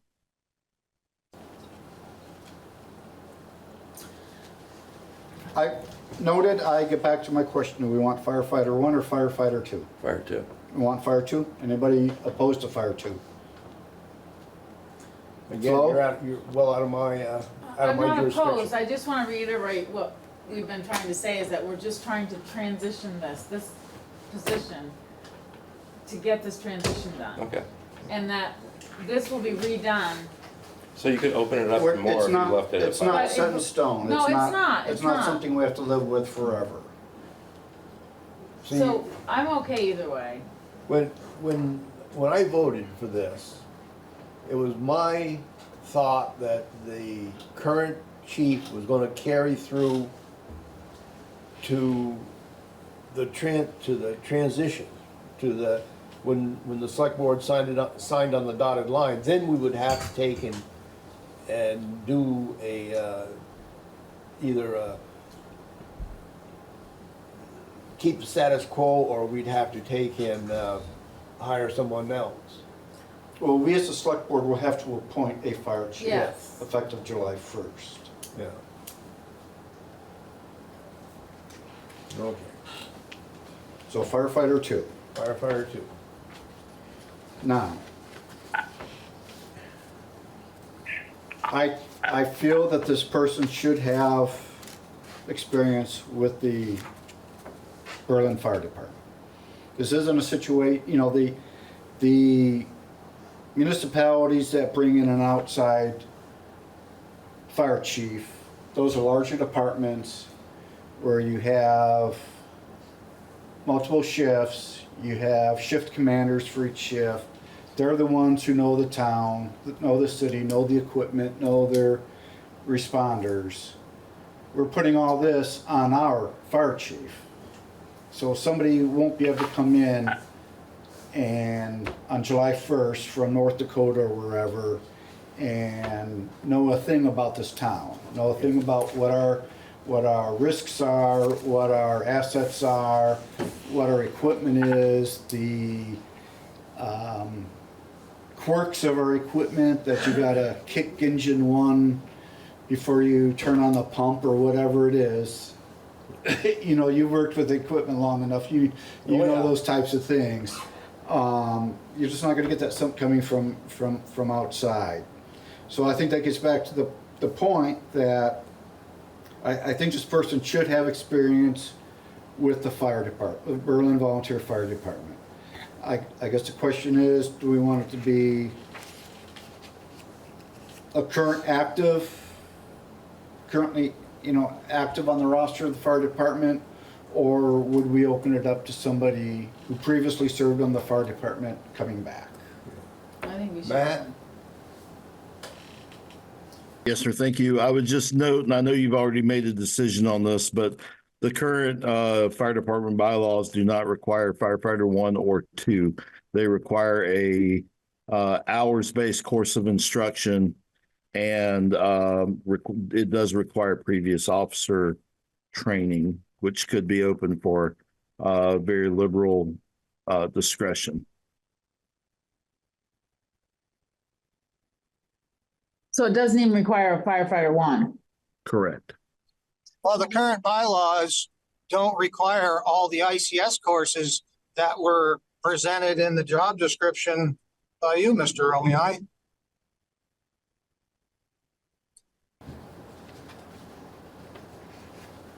Comments and questions to the board? Yes. So this is just for the board's notification as far as what we're going to be looking for a fire chief. Correct. So I guess the question is that last. Why don't we just say must have been an emergency responder on the Berlin Fire Department for 2 previous years? Does that work? Take out active Take and out. the. For two. I guess take out previous for Yeah. 2 years. Yeah. Okay. I move that we adopt this position description with the noted changes. Here, a second? I'll second. Any further discussion? Hearing none? Those in favor? Aye. Aye. Aye. Motion carries. Okay, and now the insurance Thank you, provider. Brian. The insurance provider decision? So I sent out some extensive documents from our insurance, our fire department's current insurance provider, VFIS. And I've talked with the league if there would be any concerns about, you know, if we split up the town insurance between 2 different providers, keep our regular insurance with the passive and keep the fire department with the VFIS, and they advised there was no concerns like that. And there is in fact precedent for doing that in other Vermont departments. Looking at the documents provided, I think the VFIS at this point at least is the better provider, the better coverage for the insurance. And I know this is your expertise. I didn't read those policies. But Janet, you said that I personally believe the VFIS coverage is better coverage for the department. That's just my personal opinion. Well, yeah, Pete. So we had the insurance person come to the steering committee and we told that the person come separately, and each of us, we gave them a whole meeting and they explained it to us pretty much in detail. The VFIS person, I know nothing about fire departments at all, but that seemed to be the better one. Also, it seemed the 4 fire department people on the committee feel the same way as you do, Joe. You weren't on the committee, but they thought it was the better insurance for the fire department. It's the current one. It's what you guys choose to have, So, yeah. right? And Let me in make your certain corporate world, you choose to have that that insurance coverage. I mean, it makes a certain amount of sense to have a fire department insurance from a company that understands it. You know, there's a lot of benefits to the personnel, because they, you know, for their mental health, okay, not just physical, but mental health. So you have a lot of benefits there. If you have equipment that gets damaged, wrecked, or whatever, that is, you know, it's a replacement cost, not the appraised value. Right. Okay, so it's truly, if you just look at those couple instances, if you have not had a chance to go through those, I encourage you to. Yeah, I will. I looked at the flyers, but I didn't get into the whole policy. So I move that we stick with the VFIS insurance for the fire department for FY '26. Here a second? I second that. Any further discussion? All those in favor? Aye. Aye? Aye. Motion carries. Moving on to fiscal year '26 budget, anticipated revenues in highway department. Fun times. Thank you. So, passed out the first of many drafts you'll see of this budget. Even though the revenues are not voted on by the town meetings, they do play an important part in determining the tax rate when it comes time, and that's one of the first questions everybody asks. You know, not just the bottom line of the budget, but you know, what is this going to do to our taxes? So looking at our revenue categories, the first item there is the state of Vermont revenues. We're looking to keep basically the same as they have been. Licensing and fees, we're changing a couple of the categories here. For animal licenses, the town only gets to keep a small percentage of that actual fee that everybody pays for their dog license. The rest has to go to the state. Same thing for marriage licenses. So in the past, we've been booking the full amount of the dog license and marriage license as revenue, even though technically it's not a revenue, it's in fact a liability until it gets paid. So we're clarifying that in the description and lowering those amounts accordingly.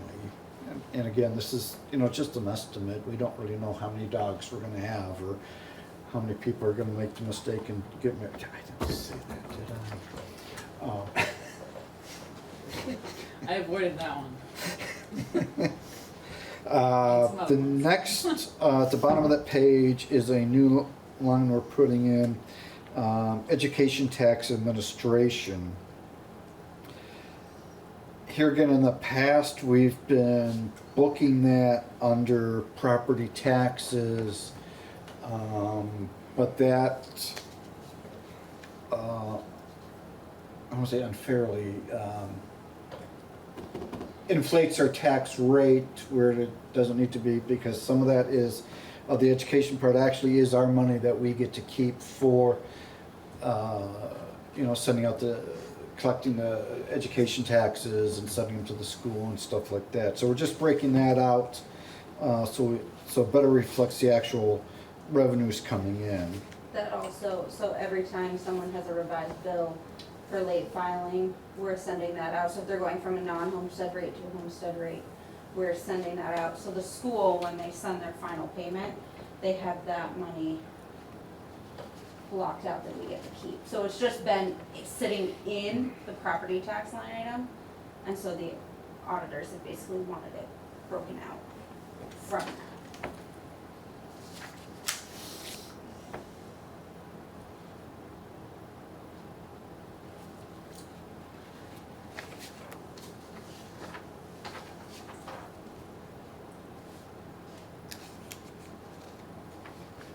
Okay, I don't know if I did that, a bunch of people just got kicked out, but I think everybody's back. So the top of the next page, our favorite line item is the local options tax of $640,000. Estimated? Estimated.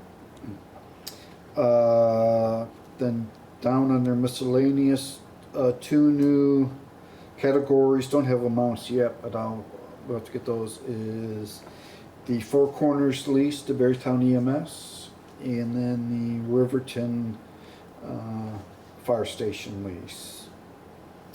And the bottom of the revenues is any fire department reimbursements for alarm calls and things like that. That's it for anticipated revenues at this point. Jumping down to highway.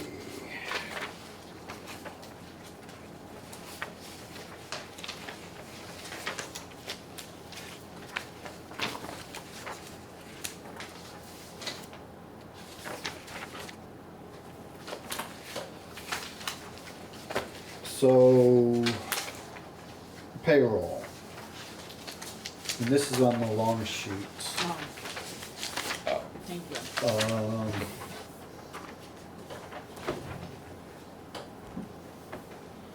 The blue columns, November through March, that's what we call winter roads. If you notice on the budget status reports, we got summer roads and winter roads. So we do break out the wages for those two categories as well. So that's what the blue columns mean, and I, for some reason, didn't copy through. So Timmy Emmons is looking to retire in October. So that's why he is, what's it, crossed out? That's why there's not a full year for him. So we would like, so a replacement for him, we booked in for the full year, giving him, if we find somebody, 4 months to get cross-trained before Timmy leaves, and then, which is unfortunately also going to be about the same time that the winter starts kicking in. So we'll have somebody experienced with the roads and the equipment, before we throw them out in the heavy equipment. And then the one underneath that,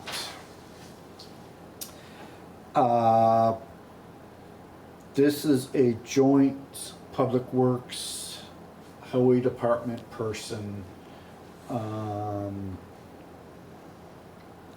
split, budget-wise, we're splitting it 50-50 between the two. We'll probably have to go with that for a year if we decide to go that way, and get some actual numbers down as if that's what it works out. Some weeks there might be more highway. It's not going to work out 20 hours each week. When they're doing hydrant flushing and line cleaning and stuff, it might be more public works. But then other weeks, when somebody needs to take a week off, they'll be doing more highway. type stuff. So, you know, putting a half an FTE in that position. We've approached the subject with the Public Works Board. They are interested in it. I mean, it's In not that position that you're talking yeah. about? Okay. It's, you know, it's not a definitive, yes, let's do it, but they are aware of it and they are open to it as well. Good. So that's just something to think about. Getting back to the budget, so plugging those numbers in to the budget. You know, fair increase in the summer roads. Overtime for the summer, we're keeping the same. Small increase in the roadside mowing, tree trimming. Bit of an increase in the chloride. Prices have been going up, and we're about capped out this year. Sure will go up. Culvert materials got about the same at 13,000. Summer equipment repairs stayed the same at 35. Equipment fuel, just a small increase there. Summer transfer out, I have no idea what that is, so I ignored it. Leased highway equipment, $7,000, and this would be more for if we need to rent a roller or like a larger jackhammer for the excavators, things like that. The rest of those items blacked out. A lot of that had to do with the floods. So winter roads, just a small increase there. And mainly that's due to Timmy dropping off during those months. Is why that works out that way. Bit of an increase in winter overtime. We just never know what we're gonna have, and you know, it seems to me we're getting more of the ice storms, which really eats up the overtime. You know, as you see, if you looked at the payroll, we had like, you know, we had, I think some, you know, over 30 hours of payroll for this, overtime for this payroll. I have a question. Uh-huh. Seeing that we're talking about like wages, wintertime wages, should we put like, I don't know, we're gonna replace Timmy. Mm-hmm. With somebody, and it's gonna start, your starting wages, something, I right? plugged in on this 27. 27, okay. Which seems So to be. should we like carry that out to help us? I mean, you were just talking about how wages were less, and that might be because we don't have Timmy on the, No, I have. I budgeted the replacement for a full year. okay. So So the replacement down here, 4 months we'll actually have a 5-person, actually technically a 5.5 person road crew, and then in October it'll go to, you know, back to the 4-person plus the half FTE guy. But the new guy is budgeted in for the full year. Oh, okay. At the full amount. and that's the But that's replacement, that's the coming replacement above the new split. Right. The replacement, And that, okay. but, you know, but that'll be at a 27, you know, I'm throwing in 27, that seems to be, about in the middle of what positions are being advertised for. But, you know, losing, you know, Tim losing, you know, the seniority there, that's why that cost is coming down. If I'm saying that right. Okay, yeah, no, I see it. Okay. Sand increasing a little bit.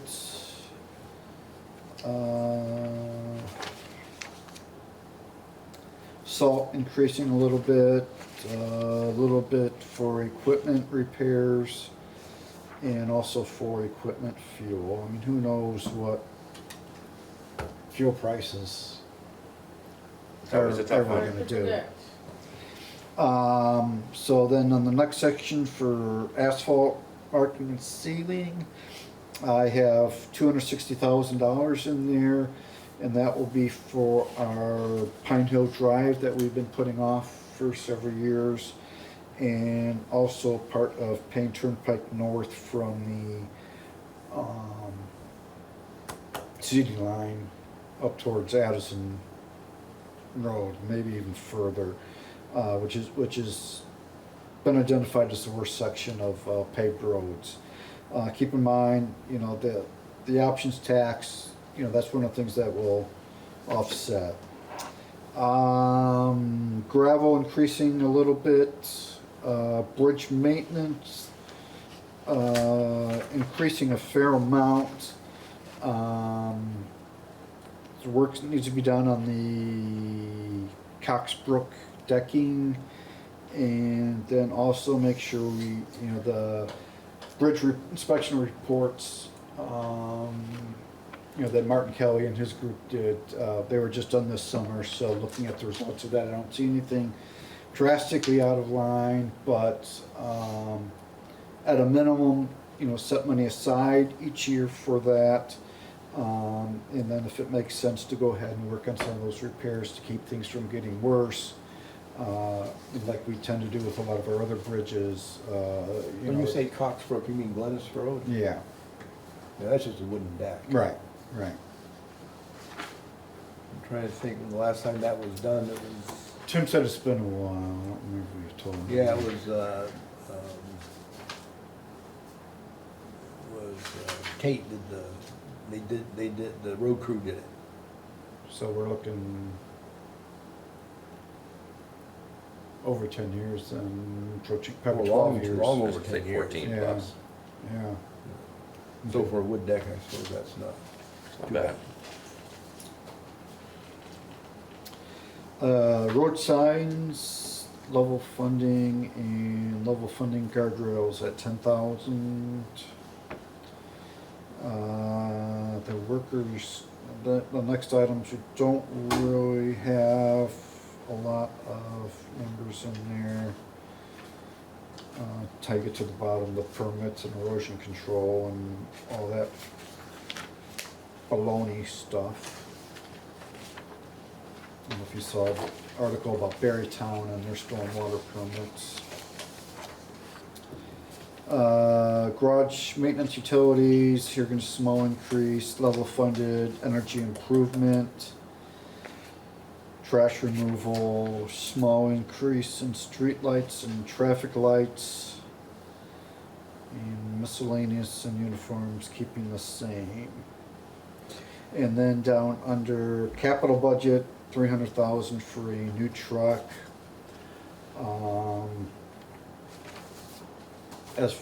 I guess you're right about the extra pages. Here's some you can reuse. Not a I print got a on file it. going.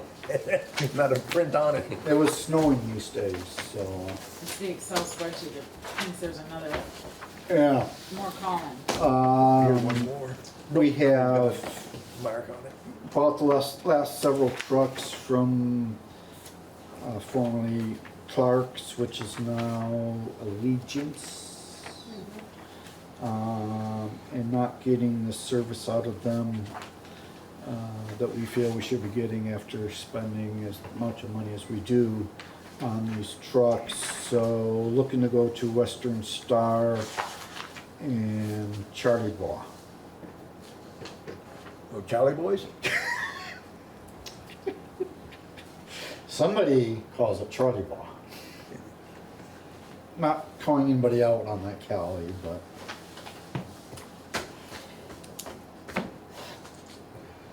Well, You can, are the white trucks, you can get her out of Moortown, but you can't get Yeah. the Moortown out of her.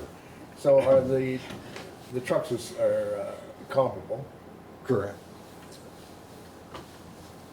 And here, it's just a budget amount, it's not a commitment that that's what we're gonna buy, but. So, that's about it on the highway department, more to come. Give you a chance to look at those and. This is the worst part of this job. Number crunching? The budget, trying to figure out how to keep it manageable. Well, I haven't even gotten to that part yet. Oh, I so know. This is still the blue sky portion of things.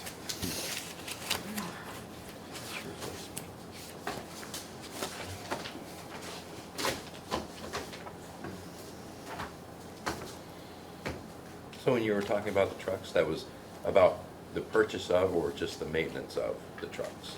You're talking about going from... 300,000 would be the purchase of a new truck. Okay. And that's where we went from Allegiance to Charlie Boys? Looking Okay. at that, yeah. Okay. The price would be comparable either way. Just you looking to buy service. Right. Plus Allegiance accounting is a nightmare. I have experience. It's out of, well, their accounting is now out of Alabama, Yeah. and just no local representation anymore, and it They send emails about invoices. They send emails about invoices that they say we haven't paid when they cash the check before they sent the email. We just had to correct them because they sent a statement and it had all our credits on the back. And we followed the rules of the statement, sent it back with all the credits checked, and they sent an email and said, you didn't pay us this extra $700. And we said, no, we sent the form, we used all our credits. Check it. So they're constantly. and it's a constant struggle. We get the invoices paid, and we work to make sure we're caught up on all the invoices, and then they'll come back, well, we got this invoice from 2022 that hasn't been paid. I'm like, well, why didn't you tell us that last week when we were going through all these? And you told us we were all caught up. It's just, They went it's to a get corporate nightmare. They went to get a truck inspected and they said we hadn't paid a bill. And we had paid a bill, they had cashed the check. And because their invoice numbers are so long, we had dropped one number off of it. And so they didn't know where to put it. And we had a credit on the account. But they didn't cross-match anything. So. Okay, oh, that's all you got for the Yep. budget, okay. Errors and omissions? This is a yearly test we have to do each December from listers of the errors and omissions on the grand list. The list is included, in the packet, the list is included, and I will make the motion to approve the errors and omissions as presented. A second. Any discussion? Hearing none, all those in favor? Aye. Aye. Those opposed? Motion carries. Purchase card policy update? So, previously, we have held one purchase card, I guess technically we had two at one point. Even though it wasn't authorized in our policy. We feel it's time now to give the police department a purchase card so that they can make incidental purchases throughout the day, especially during the time when the treasurer's office is closed. I've spoken to the chief about this. We have identified Sergeant Monteith as being the holder of that, the authorized user, and talked to him about that. He's in favor of it. So it's just updates to the current policy to allowing the second card to be issued to the police department. To a person of sergeant or higher. And I will move to adopt it. What was the credit limit on that again? 5,000. Okay, here a second? Second.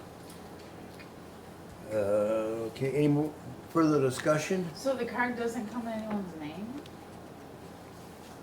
I think it Doesn't it have to have a technically name does. on it? Yeah, Okay. the account does, yeah. Okay, Yeah, so it'll because have I his know name with the on it. state, it'll have somebody's name on it, not just state, or Yeah, never say the state of account, Vermont right. underneath, yeah. Does it, just a question, just because I'm not familiar with this, does it, I know with the state, like, certain codes are shut off, you cannot charge certain things, because like goods and services have codes that will come through. Merchant, MCC Yeah, merchant something do code. we do that too, or do we just rely on I don't know if we approval? do. We do. Just curious, I'm gonna think about it. It removes some of the possibility of misuse. I don't even know if this style of credit card would even have that option. The Not states that, do. I mean, we're not that big an organization. Right. Yeah, well, it depends on the issuer, I would imagine, but I'm sure the issuer Yeah. would do, you know, Well, they're interested no matter what. so. Anyway, just a thought. It's probably not necessary at this level, but.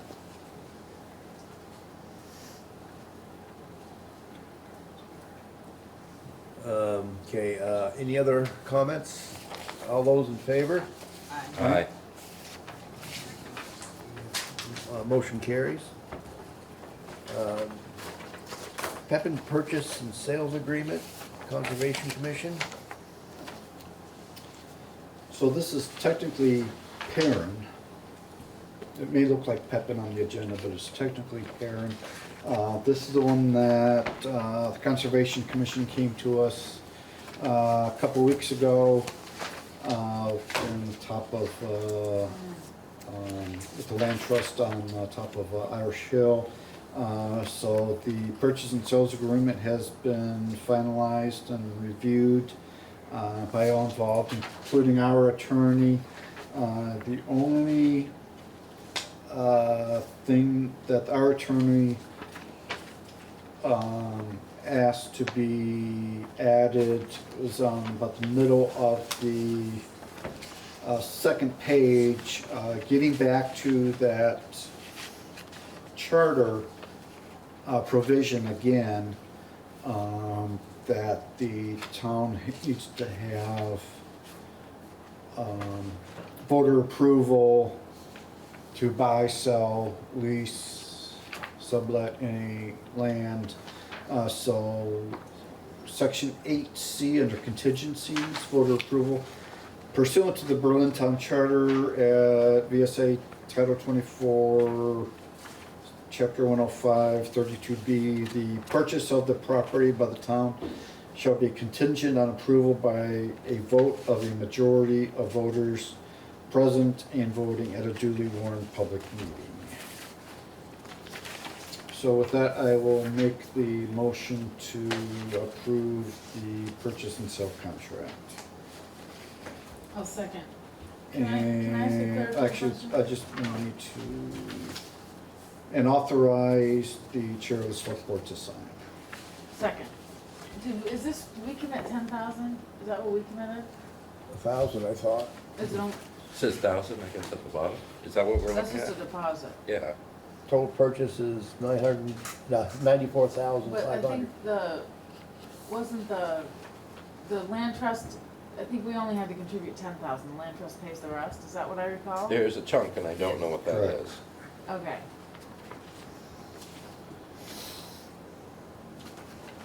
Can I clarify that for just a minute? Sure, go ahead. We are contributing 10,000 to it. That will come out of the Conservation Fund, which is a fund the Conservation Commission manages for this type of thing, for purchasing land. So Okay, it's thank you. out of the general budget. Just out of curiosity, what is the balance line on that? I think it's a little over 30,000 right now. Okay.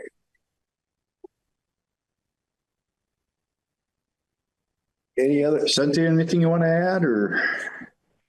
I think it's a great idea. Oh, Cynthia, yeah. Cynthia is the family representative. I wanted to say thank you. Our family is delighted and looking forward to working with you to make this a place that will be usable for years to come for the general public. And we're committed to helping with managing the trails on a yearly basis. And we're absolutely ecstatic that this can be a nice tribute to our family who has been in Berlin for so long, since my 5 great-grandfathers. We actually helped found the town. So we're delighted that we can do that. Thank you. Preserve the legacy. Any other comments? All those in favor? Aye. Motion carries. Okay. Thank you. Thank you very much. Yeah. Thank you. Thank you. Mead, thank you also, and Wendelin. Okay, Town Treasurer Delegation of Authority Resolution. So this is the long document in your packet. Carol Dawes working with Callie.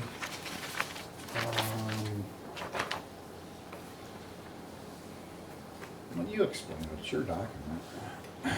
So Carol recommended this resolution. So what this does is it will allow whoever is the treasurer, it should be appointed, done every time that changes, to be able to go to any of the banks around and see what funds we have there. It gives them access to ask about if we have funds or stocks, anything there, without having to get the last person on the account to sign off on it.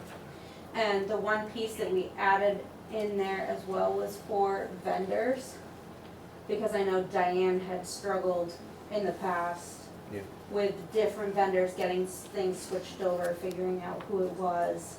So hopefully that will make it easier. I know there's some things at AT&T that do need to get cleaned up, but it just makes it so that the current treasurer can go and ask about funds.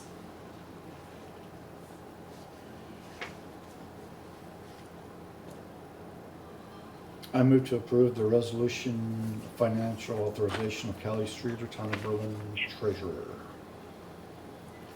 Second. Any further discussion? Is this having anything to do with writing, with access to the funds, or is it just, like, what does this allow you to do? So I think it will allow us to. I mean, is there still policies in place for, like, if you write a check, it has to be approved if it's Well, over a certain amount of money and all I that? think like, Tour over a certain amount, don't you have to take and co-sign it with Tour? Rachel. Rachel. Over $5,000 needs to be. Yeah, So so this it's- doesn't affect any of the signers that we have with community. So It gi- anytime well, that it gives, changes- I guess it gives her the authorization to change it, or the new treasurer to change it. It's the documentation the bank would need. Right, That we're right, making right, this, right, while we're making this change. Because I know when Carol was in, one of the things she's looking at is the chart of accounts, and noticed that there were a lot of different banks on there, different line items from different banks that have closed that say that they have funds in them.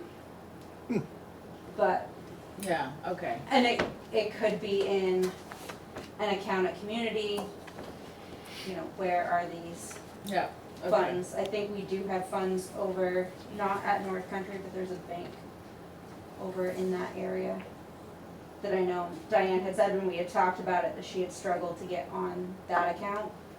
So this would just be able to go in and say, yes, you can access those funds. Okay. Any other discussion? Hearing none, those in favor? Aye. Aye. Motion carries. State of Vermont unclaimed property claim.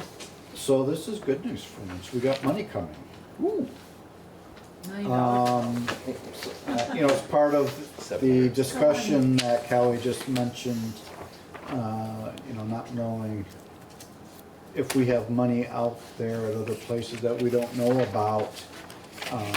We did a search and found out we do have some money coming to us.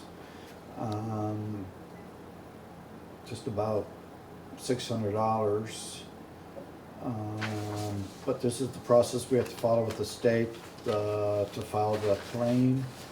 So I move that we approve the filing for the unclaimed property division with the state treasurer's office. Second. Any further discussion? All those in favor? Aye. Motion carries. Approval of warrants, minutes. Oh, before we go on, anybody still online, I would, and all of you, I'd recommend you go on that website as well and check if you have any money outstanding. It's easy to do on the treasurer's website. Probably, quote, just do it once a year, so just see if you're got anything coming to you.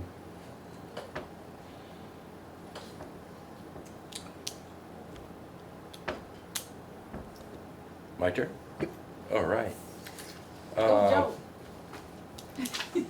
Make a motion to pay payroll warrants 25-12 for payroll from December 1st, 2024 to December 14th, 2024, to be paid on December 18th, 2024 in the amount of $70,358.25, to include payable warrants 25G12 with the check number 24537 to 24587 in the amount of $255,115.09.